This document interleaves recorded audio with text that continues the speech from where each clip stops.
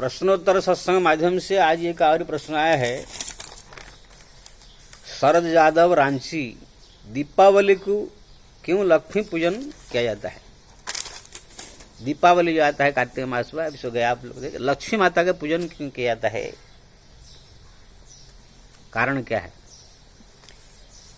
देखिए, लक्ष्मी पूजन तो ऐसे प्रतिदिन कर सकते हैं। भगवान नारायण के साथ में लक्ष्मी माता का पूजन होती रहती है। हर एक गुरुवार को भी माता लक्ष्मी का, नारायण का पूजन होता है। वो माता जगत जननी है, भगवती, और भगवान विष्णु की पत्नी है, मूल प्रकृति है, सब कुछ है। उनका पूजन तो हर दिन करना चाहिए, लेकिन उनका विशेष रूप में दीपावली के अवसर पर होता है, इसीलिए कि उनका वो जन्मदिन है। ये देखिए मेरे पास में स्कंद पुराण है। स्कंद पुराण में जो है, आप वैष्णव खंड में आप जाएंगे कार्तिक महात्म्य में, तो उसमें जो है दीपावली, चतुर्दशी, धनतेरस, यम द्वितीया, कार्तिक अमावस्या, कार्तिक स्नान, कार्तिक पूर्णिमा, ये सब के बाद तुलसी पूजन, तुलसी विवाह के बारे में सब ये सब वर्णन है। तो उसमें जो वर्णन है उसके बाद बताता हूँ। जैसे आप लोग राम भगवान का रामनवमी के दिन उनके जन्मदिन मनाते हैं, कृष्ण जन्म का जो है कृष्ण जन्माष्टमी के दिन मनाते हैं, ऐसे माता लक्ष्मी का जन्मदिन है यही कार्तिक जो लक्ष्मी पूजन होता है अमावस्या के दिन।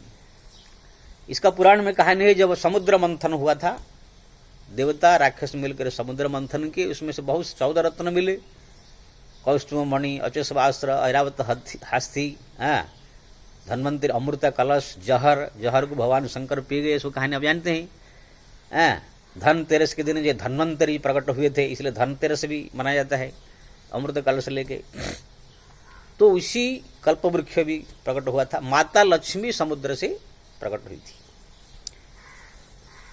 तो माता लक्ष्मी प्रकट होने के बाद जो है, अब उनको जो है कौन विवाह करेगा, वो कौन लेगा कि ना, सब जो प्रकट हुआ, उच्च सर्वास्व जो है बलि ने ले लिया, ऐरावत हाथी इंद्र ले लिया, कौस्तुभ मणि भगवान नारायण ले लिया, सब ऐसे अलग अलग दे दिए, सब कामधेनु ऋषियों को दे दिया। अब माता लक्ष्मी जगत जननी, उसको कौन लेगा? लेकिन उनको लेने के लिए तो सब लोग तैयार हो गए, लेकिन माता लक्ष्मी ने ब्रह्मा जी ने कहा स्वयंवर किया जाए, जो जिनको पसंद करेगी उनको जो है ब्याह करेगी। तो फिर स्वयंवर हुआ, माता लक्ष्मी भगवान नारायण को जो है वर्ण किया। तो जो समुद्र से प्रकट हुई और भगवान नारायण को जो साथ विवाह हुआ, यही कार्तिक मास का यही जो अमावस्या दीपावली मनाया जाता है, उसी दिन ही माता लक्ष्मी का विवाह भगवान नारायण से हुआ था और जन्म भी उसी समय हुआ था, यानी दोनों एक साथ हुई। कि ना, माता लक्ष्मी तुरंत समुद्र से प्रकट हुई और तुरंत भगवान के साथ उनका विवाह हो गया। इसलिए उसी दिन को याद करके जो है माता लक्ष्मी का प्रकट दिन भी है, विवाह उत्सव का दिन भी है, इसलिए उसी अवसर पर माता लक्ष्मी का जो है पूजन की जाती है। ऐसे तो आप हर दिन माता लक्ष्मी की पूजा कर सकते हैं, लेकिन उनका वो विशेष दिन है, दीपावली जिसे कहा जाता है। ऐसे उस दीपावली तो भगवान राम भी आए थे, जो वहाँ उनके राज्याभिषेक के अवसर पर ऐसा मनाया गया था, वो अलग है, लेकिन वो दीपावली है। लेकिन लक्ष्मी पूजन होने का कारण वही, माता लक्ष्मी ने वहाँ पर वरदान भी दिया है। इसमें लिखा है, जो उसी दिन जो है मेरा पूजन करेगा, मेरा आराधना करेगा, उनके ऊपर मैं प्रसन्न होकर के धन धान्य से संपन्न कर दूंगी, उनका जो है समस्त जो है ऐश्वर्य वृद्धि होगा।